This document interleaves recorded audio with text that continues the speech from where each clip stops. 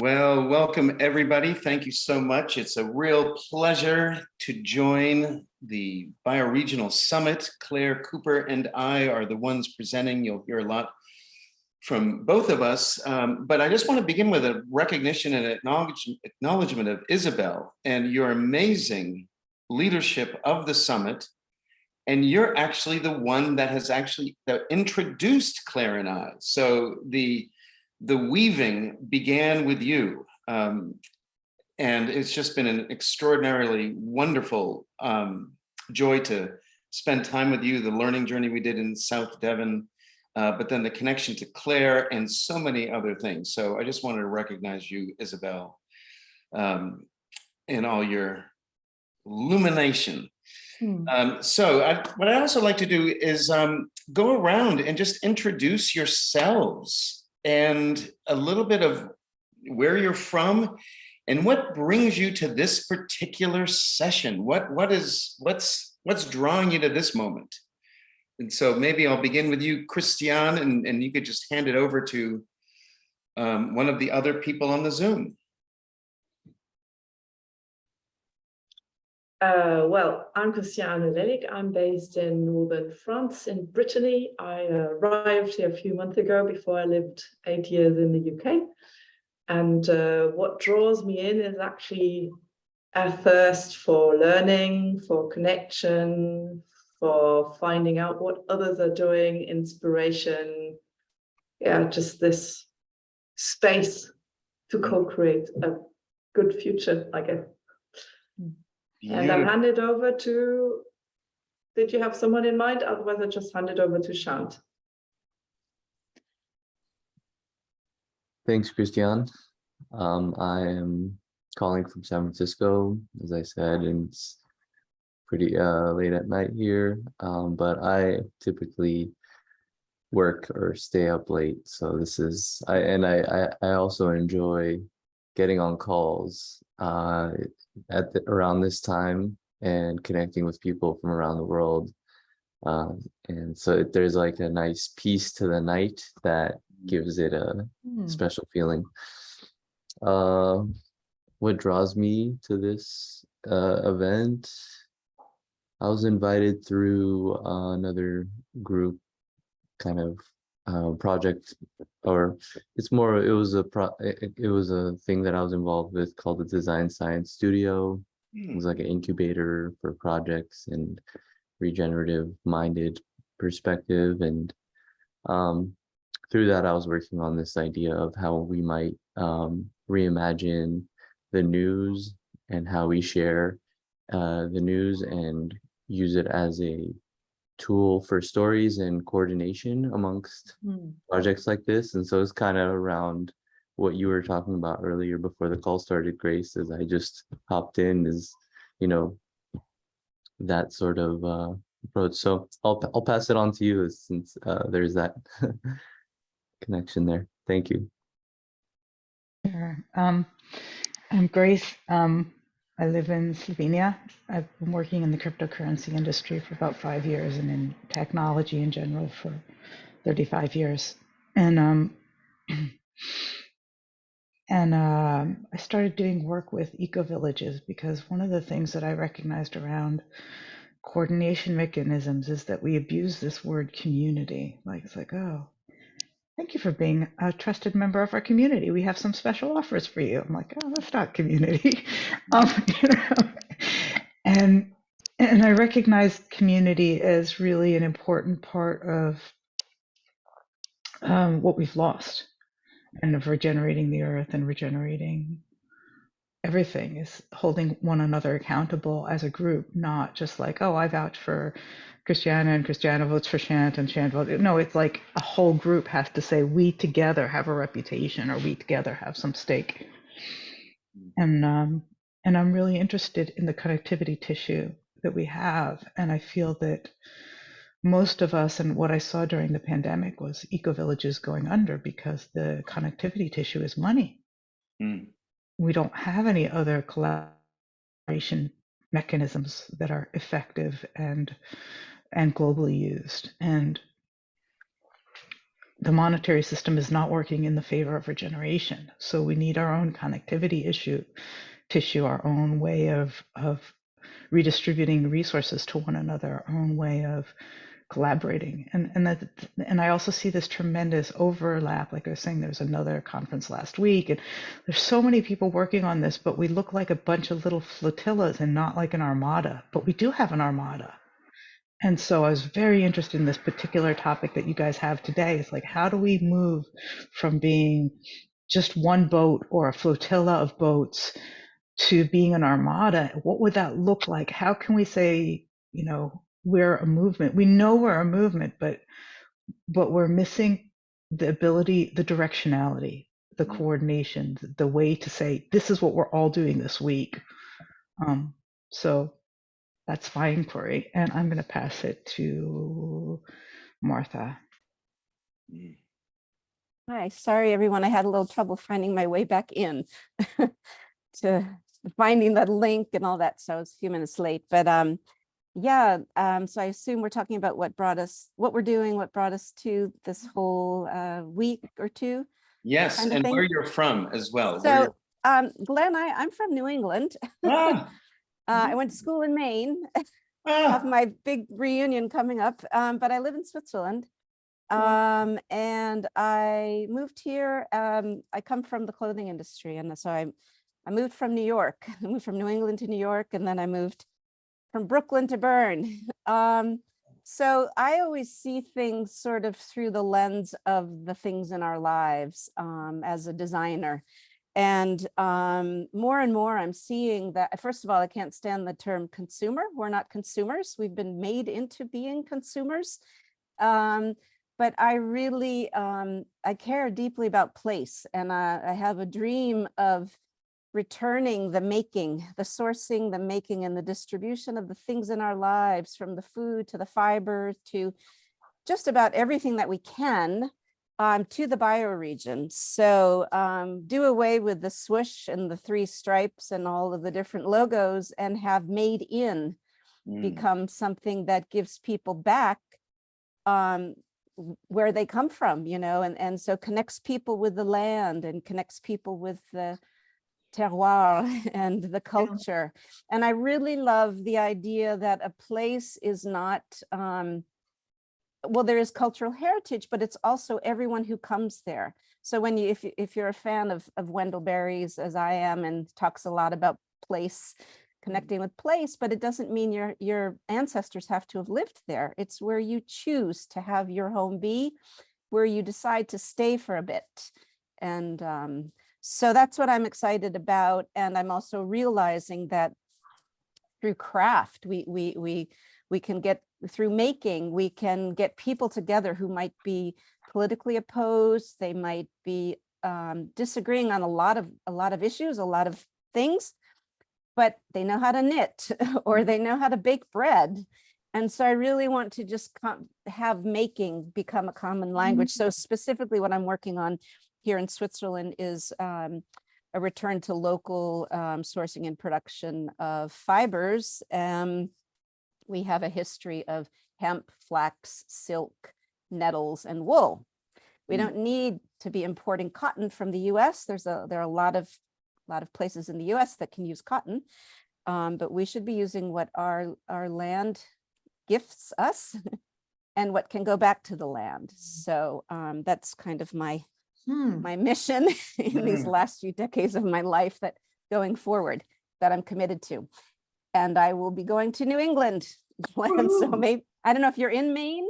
Yes, in Okay. Maine. Come visit. I'm going to look you up. Yeah. Yes. Every place, every people has music, cuisine, textiles, ceramic, pottery, all of these things, they belong to us. So that's why I'm here. Oh, well, welcome. And who would you like to hand it on to? Sorry, Shant Siayan. So will you say your name, please, once? Shant Siahian. I actually went. Did you start already? Okay, sorry. Yeah. So how about Sam? Yeah, thank you. Hi, everyone. I'm Sam Smithson. I'm from West Sussex, and why am I here? I was recommended to attend, to learn, and I've just been drawing some words together from what everyone's been saying, which resonate with me, if you like. So learning, connection, and inspiration were Christiane's words, which definitely resonate with me. Community, really important, from Grace. I love the notion that the word community has just been really, dealt a bad deal. I love the fact that there was a drift into the we of things rather than the I of things. And I naturally want to pull things together. I love the idea of connection and connectivity tissue. That is just brilliant. I love that. The movement, that the flotilla to Armada, yeah, this sense that there is so much more that we can do together. And I'm interested in how the word movement has such negative connotations. The minute you mention movement, people go, "Oh, you're a movement. We don't really want anything to do with you." No, don't like movements. So isn't that interesting? Just any kind of shift, any physicality of movement is like negative. So we could change that. The horror of being consumers. I have an 11-and-a-half-year-old daughter, and sometimes I'm crying on the inside because she's just like, "Oh, we'll just go buy it." I'm like, "Let's make it," or "Let's not buy it." And it's so hard because she's surrounded by this constant online kind of bombarding of consumerism. So yeah, I'd love a made by us in, made by us collectively in. Yeah, connections with place, crafty connections. I like that. Connected by craft. And I was brought up in Greece, and I'm now of an age where I've spent more time out of Greece than in Greece, but it's where I was brought up is my spiritual home. And I don't have an ounce of Greek blood in me, but I am so Greek at heart. So we can connect to a place when it can draw us. It doesn't matter if we're from it. I'm going to stop there, but yeah, that's why I'm here, connecting. And I love the fact that this was about connecting, I think, connecting bioregions, which I'm not so clear on, but anyway, I'll learn about that. Anyway, enough.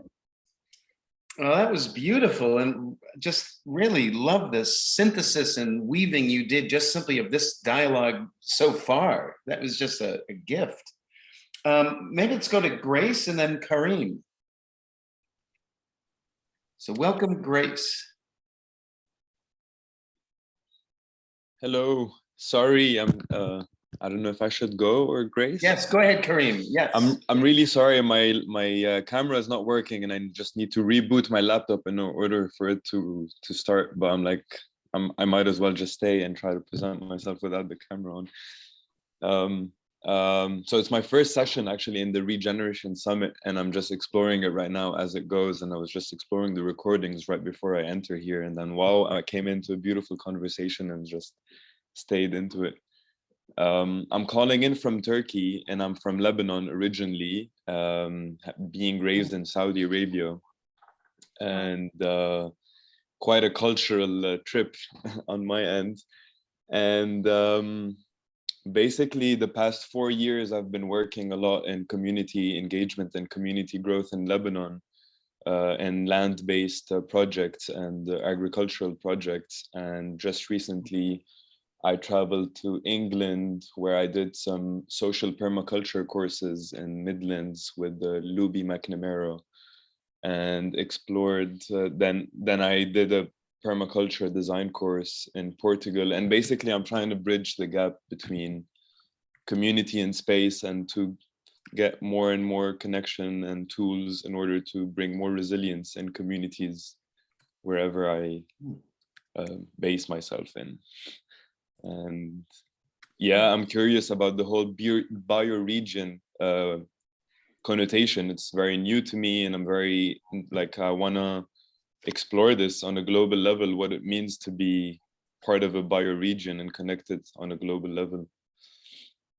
That is wonderful. Well, thank you so much for joining. And Grace, I think the intro that you did was just before we started the recording. So if you don't mind just doing a quick re-intro, that would be lovely. That would be the third time. I introduced myself after Shant. Oh, okay. Okay. Sorry about that. Well, it is really wonderful to have everyone here. And I'd like to just share just a brief moment. I'm just going to hand it over to Claire, but my name is Glenn Page and welcoming everyone. I'm in Scotland with Claire in the Tayside bioregion. And part of the magic of doing this work is being together in place and spending that oh so magical realm of presence with someone else and with other people and with opening yourselves to just whatever comes, the agenda that unfolds. So just last night, we were sitting together over dinner and Claire said, and it's just been this constant, this wonderful weave of ideas and thinking and reflecting and laughing and the dire realities of the world that we're in all together. And Claire shared with me this most beautiful poem. And so I'd like to introduce the magic of Clare Cooper and let her introduce this incredible poem, which I think sets the tone for exactly what and why we've gathered together. So Claire, welcome. Thank you, and thank you, Glenn, for your kind words. And I'll maybe say a little bit more about how I got into bioregioning after this, but I don't know how many of you in your various countries have national poets. These are kind of national designations, and these people are certainly in Scotland very, very revered. And I have had the privilege of meeting our new national Makar, we call them M-A-K-A-R, Kathleen Jamie, and I'm hoping that we might be able to do some work with her in due course, but she was only appointed last year. And this little video, it's very short, is the first poem that she was asked to write. And it was for the opening of the Scottish Parliament. So I'm just hopefully going to be able to press the play button, and it's just about 3 or 4 minutes long. So hang on 1 second and I'll bring it into full screen, and here we go.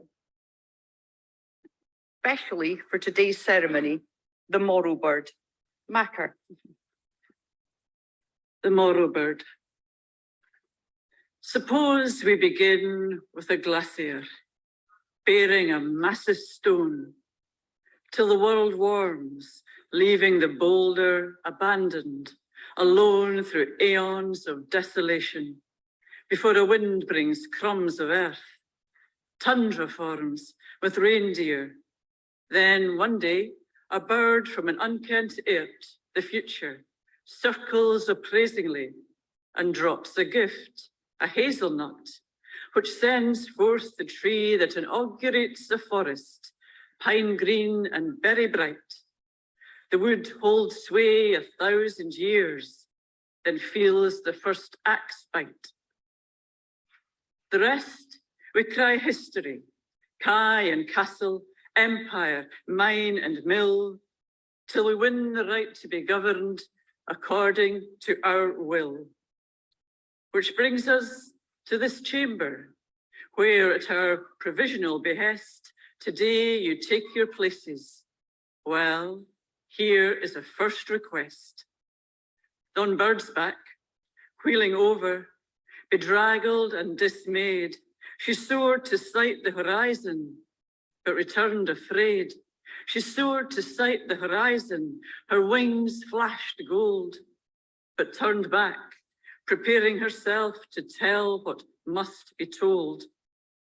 And perched on a certain boulder, her lifelong friend, she's ready, so please listen as she calls you to attend. All things pass and change, that's aye been the way, but the stark vision I saw up there must be allayed. For that, no lone child or woman or man will be enough. You'll want your multifariousness when it all gets tough. Stones, it won't be sufficient just to sit in your doubt and say nay. Trees, don't be waving your arms about in some new breeze every day. It's maddening your own age-old injustices remain, but now your human influence pervades the wild domains. On you depend the puddock's leap, the hare's breath, the drone of summer breeze, the whales dive in the ocean, and you need them. So please, let the Morrowbird's hansel be wisdom, leavened with music and song. We seek good governance, Parliament. Act bold, be kind, stay strong.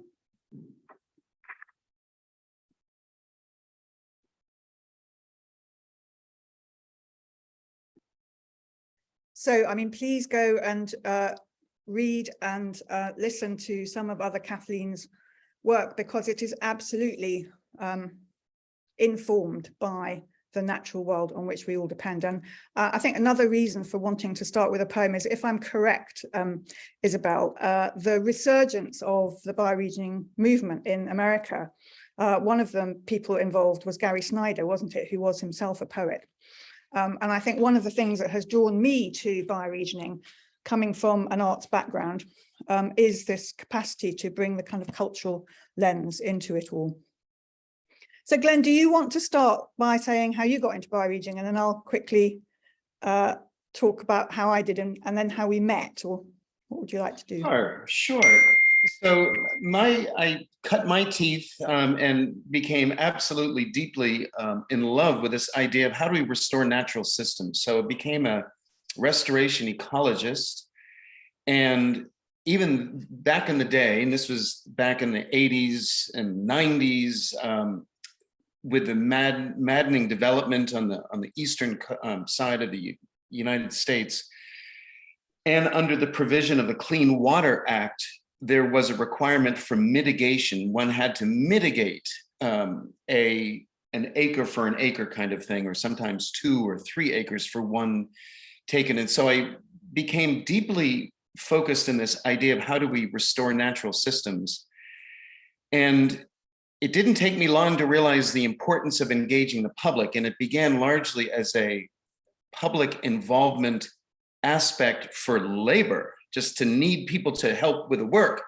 But what I realized was so many people kept coming back and kept deepening their engagement, largely because of trauma in their lives that they were experiencing. So to heal thyself and to heal thy place was so deeply important. I had the honor of being the very first the founding director of conservation at the National Aquarium in Baltimore, which is our big cathedral to marine and terrestrial biodiversity in Baltimore. And it has the name, the National Aquarium, but there's several others around the world that are right up there.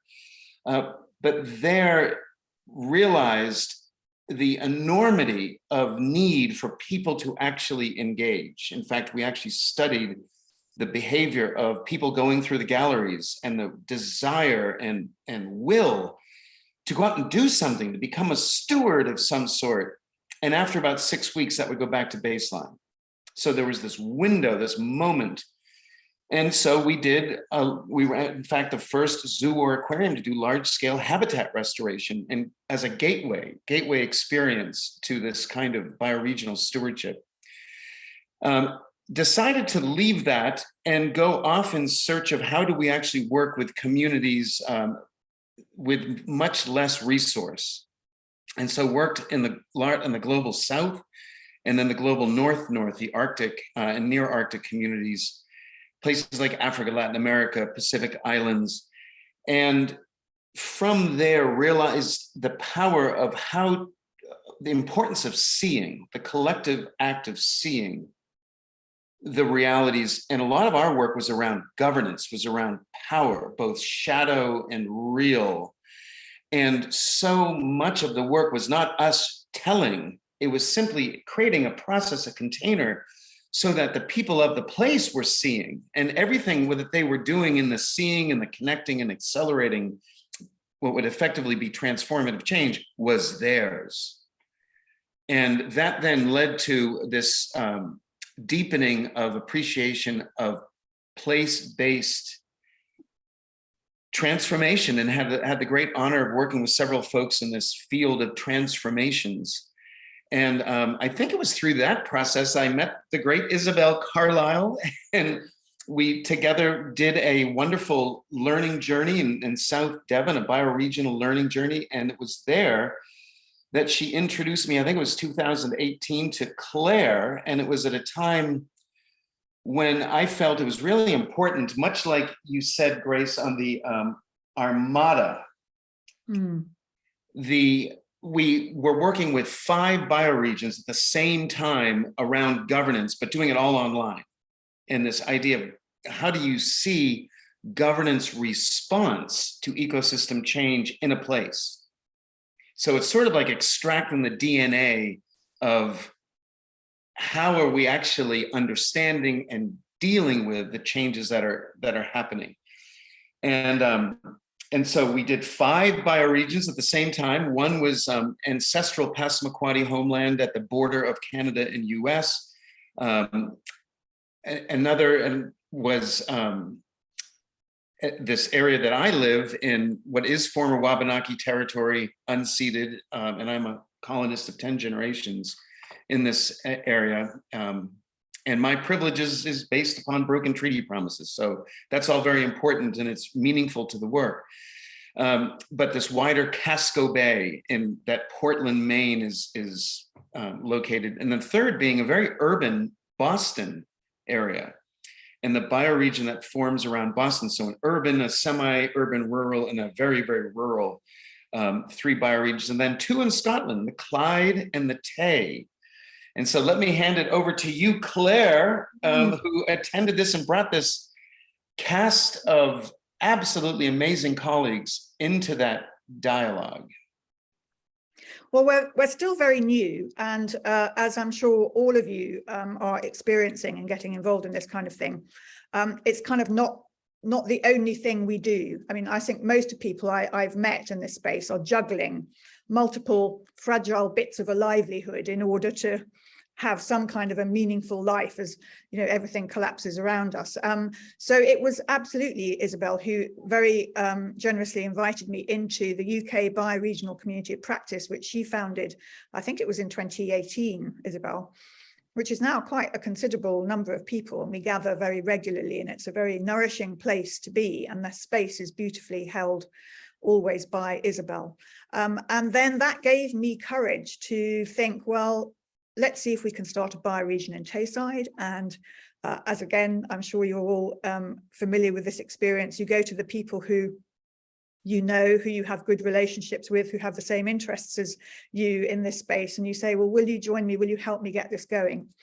And so in 2019, that whole idea of a bioregion in Tayside started to take root.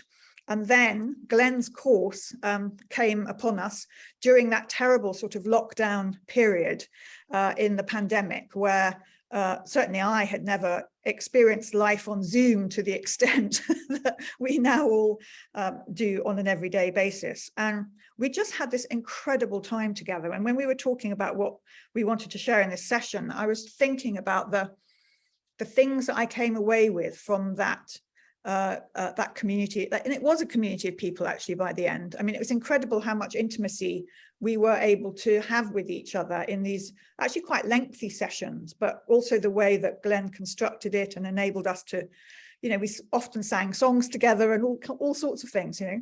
But this thing that drew me to bioregioning really came out in Glenn's course, and it's this seeing with new eyes. And there are a whole bunch of things that I was able to see as a result of that course, and this whole issue of governance and the complex power dynamics and where the subordinated narratives are, who holds the stories and who's controlling the storyline. All of these things I kind of was aware of, but I hadn't ever been able to really put into words, and I found that very liberating.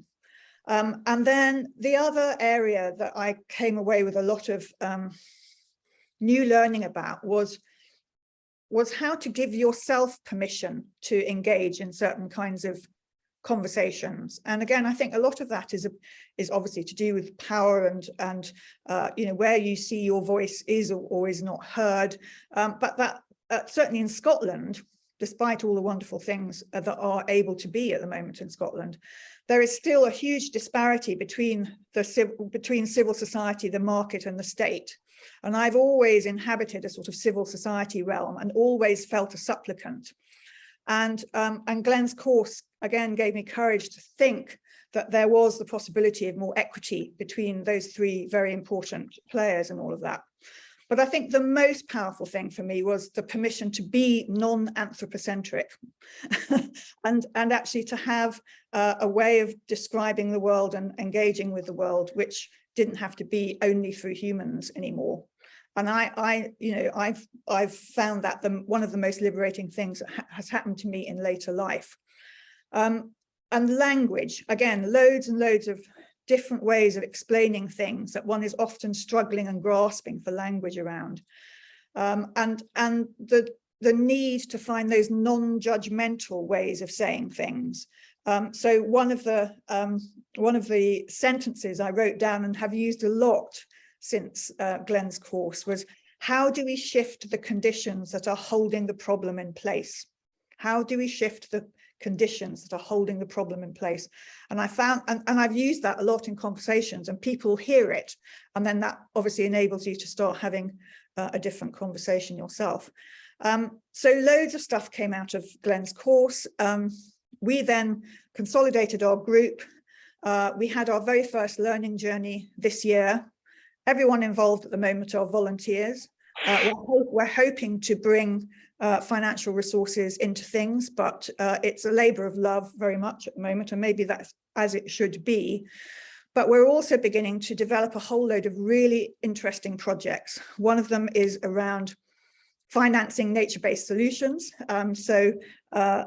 Grace, that's totally in your territory, but using a community wealth building model. How do we do that? And I've kind of been slightly going into the refi thing and kind of thinking, God, have I got enough grey cells to get on top of this? We've got a regenerative tourism project that we've designed and are looking to roll out across the bioregion. We're doing a big participatory science project, which is looking at how communities can help monitor landscape change. So we're beginning to suffer immense flooding in the Tayside bioregion.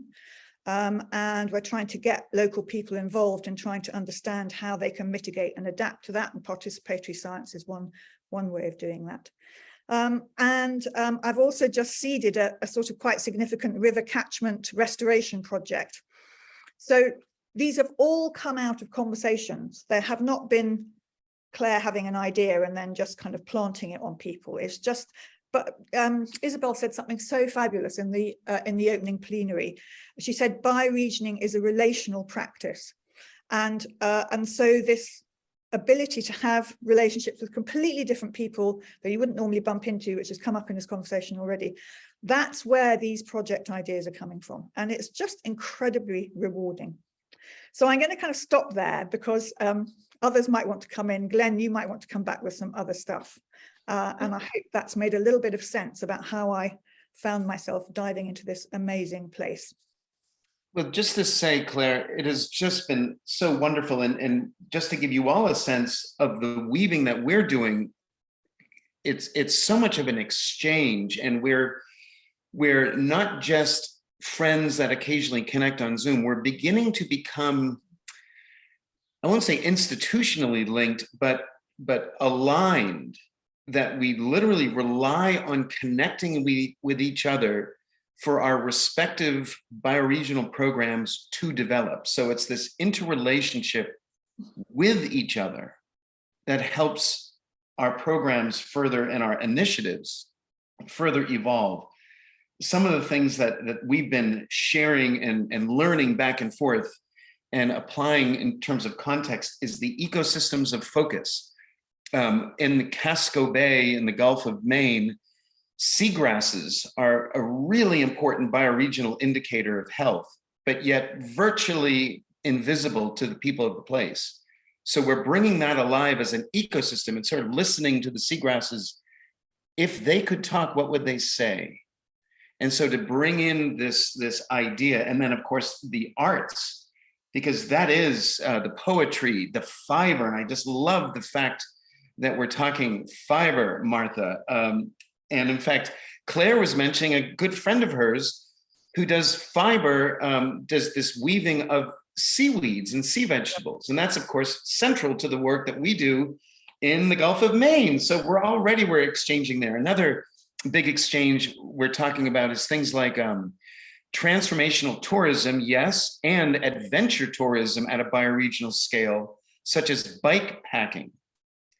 And we're doing this both in the Gulf of Maine, but in our work in partnership with folks in the Westfjords in Iceland, as well as the amazing work that Claire has underway here with some local heroes, a guy named Marcus States, and the work that she has done with this Cateran Ecomuseum and having this trail network that allows anybody to access place through trail systems. And so we're thinking, okay, wow, that's incredible. We could really do that with water trails and the seagrass meadows. So in our learning journey that we did over a week long this summer, we worked a lot with what's referred to as the Maine guides, which these are the people who are trained in outdoor expeditioning. And there are this whole cadre of people who do kayak guiding. And yes, they knew about the seagrasses, but they had no idea there was this whole opportunity for stewardship. So we're thinking about all these wonderful trails and how to tell that better story. So bike packing, sea kayaking, arts, food systems. In our learning journey, we worked with a great chef, Martin Seaver, and did a bioregional menu that was a transect. We started with the first course up on the top of Mount Washington and went down into the bioregion. Of course, this is metaphorically. The next course was something that was prepared and came from entirely the locality of the Casco Bay terrestrial. Then the next course was in Casco Bay itself, and the final course was in the Gulf of Maine. So we literally followed a meal. And so we were tasting into the transect of the bioregion. And then at the end, that was at the beginning. At the end, we actually gathered food from the food systems we were looking at, connecting food to wastewater treatment and infrastructure and the health of seagrass meadows as a bioregional story. And so Shant, this is sort of reimagining the news system, because the people, especially the people in the wastewater treatment plant, the only time anyone would ever know about them is if it was bad news, something they did wrong. They're actually doing incredibly good work, but hiding out of plain sight because they're just afraid of the bad news they're going to get. And so this celebration, but I just wanted to emphasize this importance of local indigeneity. We began with and ended with not just land acknowledgement, but weaving indigenous wisdom throughout the entire process and with indigenous leaders. We had a guy there, Dwayne Toma, who's the Passamaquoddy language keeper. And I'm sure you're aware of these stats, but we're losing languages at a rate of roughly 1 every 2 weeks. And it's aligned with a pattern of biodiversity loss. So doing everything we can to hold the local languages, place names. So Claire has so much to describe about the work that they're doing around place names and the weaving of Gaelic into the language. So that's just a little bit of the insight into the forever connection that we've created here and the long-term interrelationship, interdependence of how we're going to grow each of our programs and initiatives by listening and learning from the other. So any comments, questions, thoughts, concerns? We've got about 15 minutes and we certainly could ramble on and on, but it'd be great to hear from you if you have any questions, thoughts, concerns. Yes, Martha.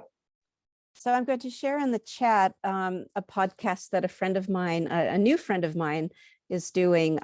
She has some land in Nova Scotia, and she one of the most recent episodes was interviewing a wisdom holder from the Mi'kmaq people. And it's just so wonderful to, I mean, I know every Indigenous culture has a way of living in harmony with nature, especially the hunter-gatherers, because they had to really understand the animals and the movement of the animals. But what she also did last week was she went to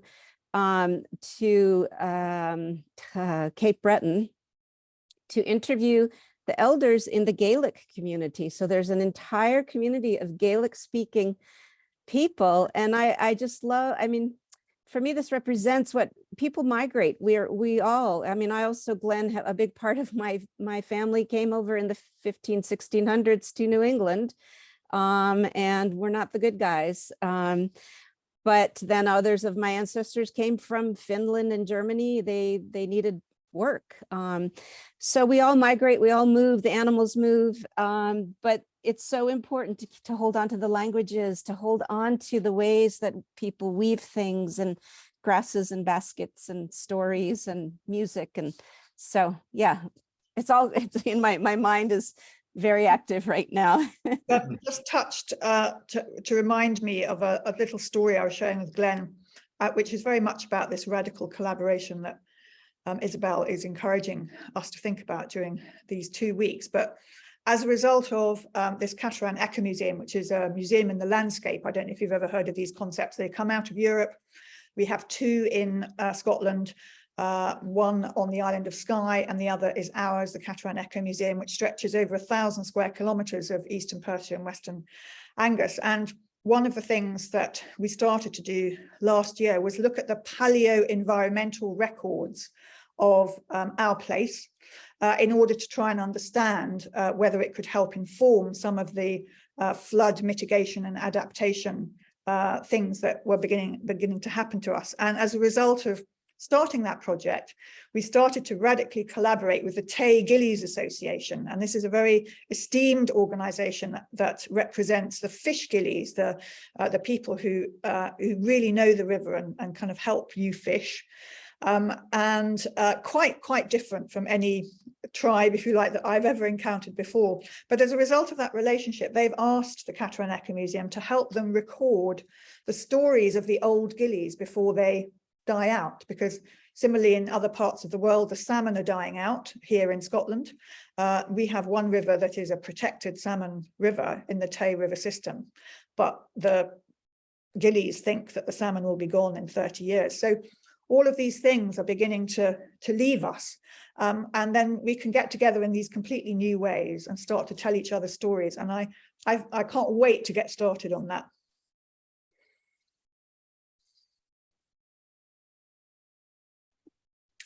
Just to say, the salmon, this, like the human roots, the salmon and things like sea turtles and others and migratory birds, they are also the common users of these different places that connect us.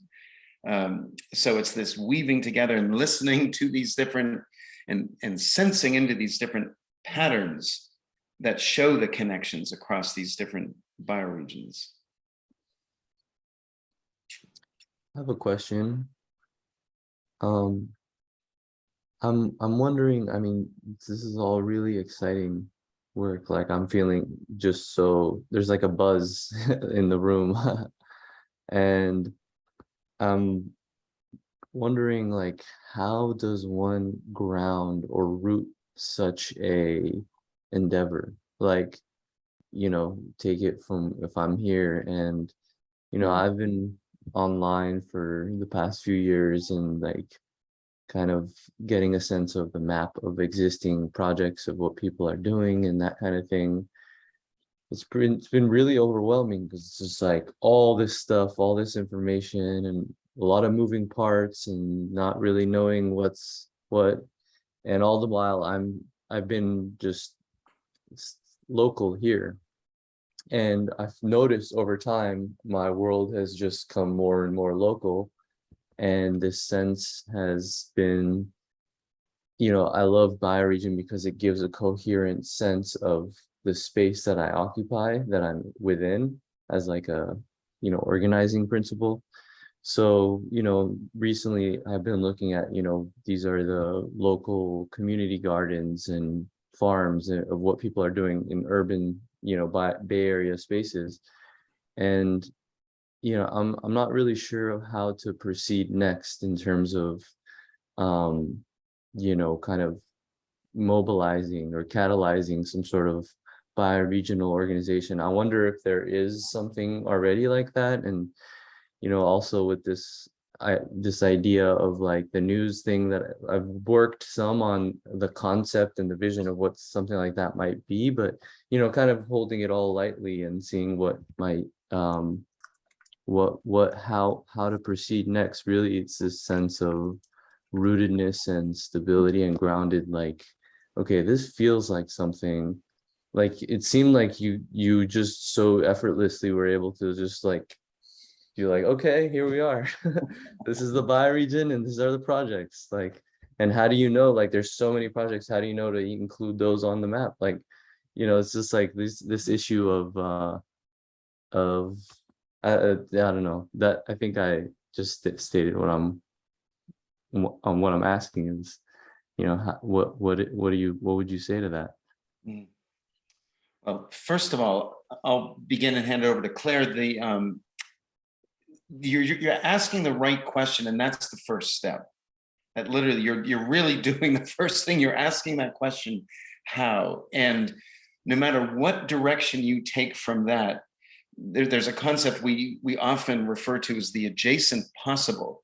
And by asking that question, you've just opened up all these fields of adjacent possible ideas. And so part of it is taking a next step, however that feels to you. One step might be, but not the only or the best. Identifying what else is out there. Participating in some of the work that is in your region, connecting into these wider networks. One of the things that we did with this course that we did was that there were some groups that were thinking about coming together, and the course actually helped them cohere and to think about what it means to come together. And in many cases, not only did it create amazing traction, there's even one group, this one in the ancestral Passamaquoddy homeland, they're still meeting, and this is now 3 years or 2.5 years. They're still literally meeting every week to continue on the work. And they're doing all sorts of project work and engagement. And this is in tribal communities and non-tribal communities within the Maine-Canada border. So unfortunately, there is no here's how you do it. It's at least in my opinion, it's the inspiration that you're describing that is how you do it, and just letting that, sensing into that next step, whatever that is. And Lord knows there's failure everywhere and stops. And then there's great acceleration. And it's almost unimaginable. We often use the term moving at the speed of trust. And that requires a very long-term time horizon. And some things just zoom, move fast, and other things, it almost feels like you've taken 3 or 4 steps back.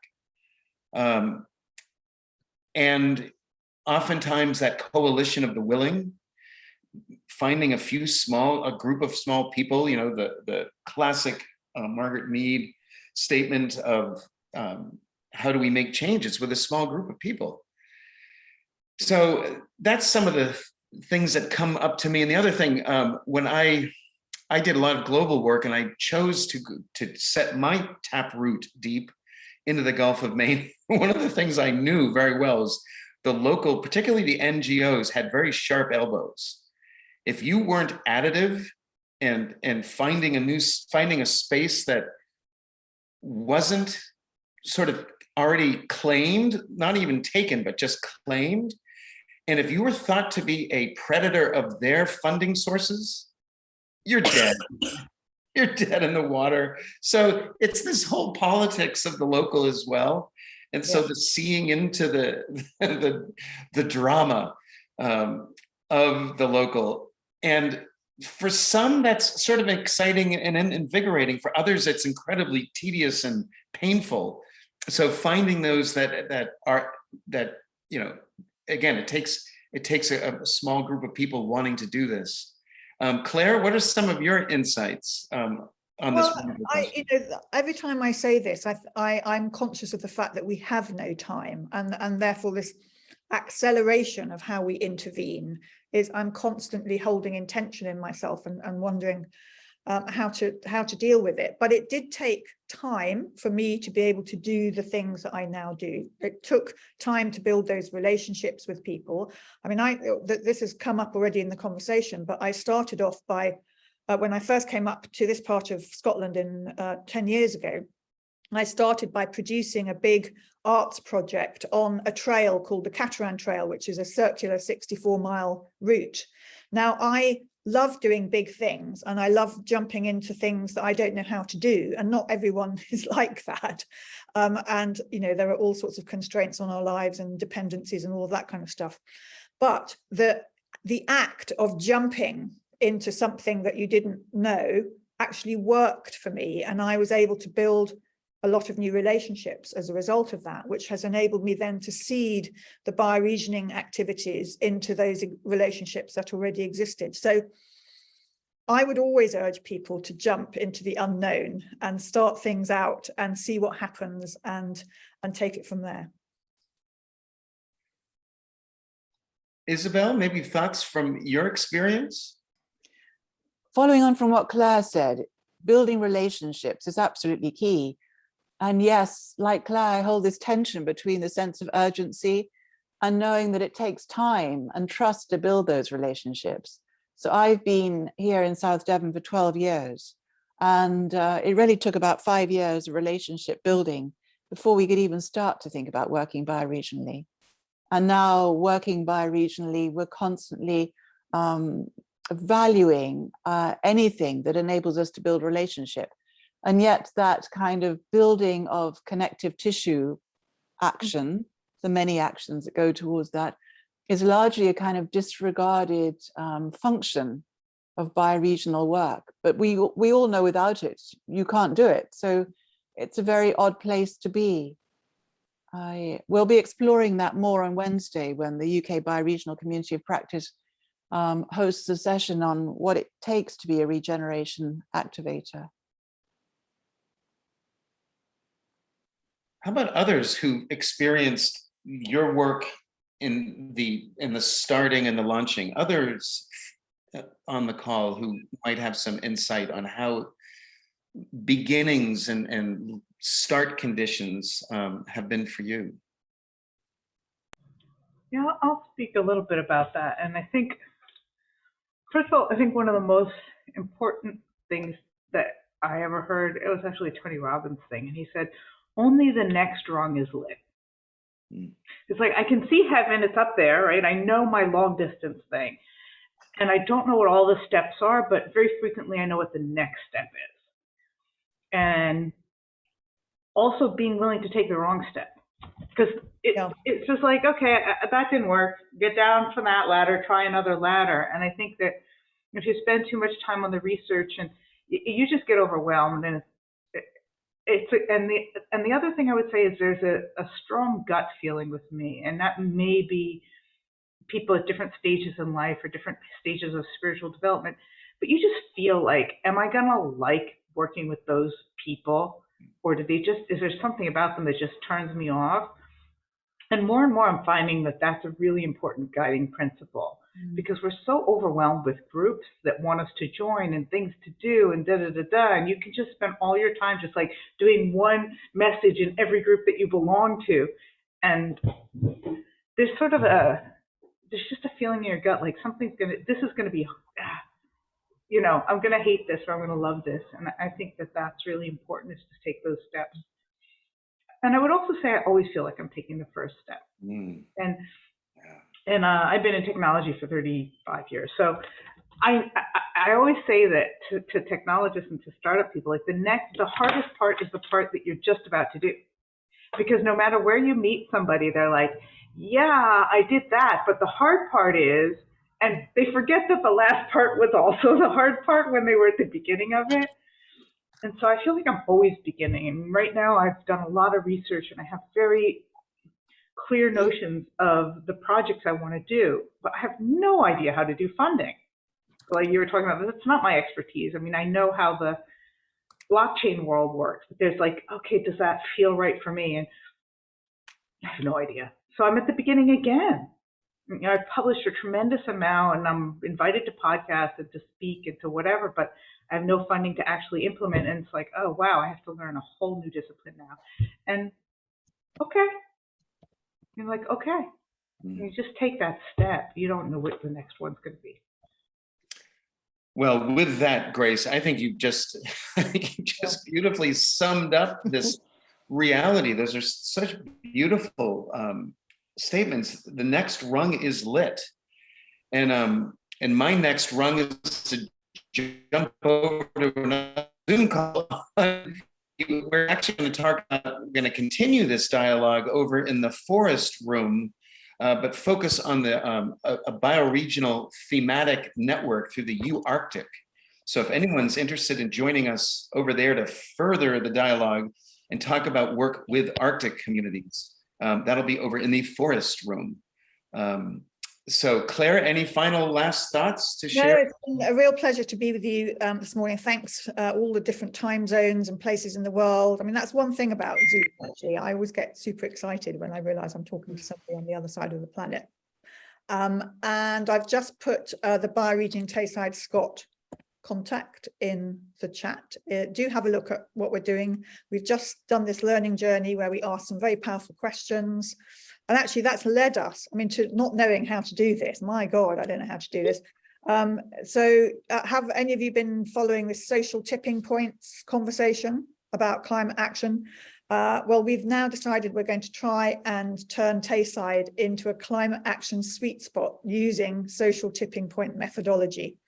Nobody knows how to do it, but we're just going to go there and we've just jumped in. Can I just say something? Sorry. I just wanted to say something about the poem because it was just really quite emotional for me, and maybe just the word multifariousness. Love that word. Yes. And the ending to be bold, kind, and strong. Yeah. So all of those just really, apart from the sadness, those were the things that we could cling on to for becoming regenerative. What's the Wednesday thing that I can't make? Regeneration activators. I think that's what I'd like to be if I could be anything, but I can't make that one. I'll watch it on video. So yeah, well, thank you. That was a really powerful conversation. I really enjoyed it. What a great way to start the day. But we're going to close it now, as Glenn says. So if you want to come and join us in the forest room, you exit this Zoom, you go back into Kiko chat, into your main platform, and click on the forest room, and it'll offer you a link to go to the forest room Zoom. So let's do that right now. And everything in the chat will go into the resource folder on Kiko. So thank you so much, everybody. Bye, everyone. Cheers. Thank you, everyone. Sweet dreams, Shant.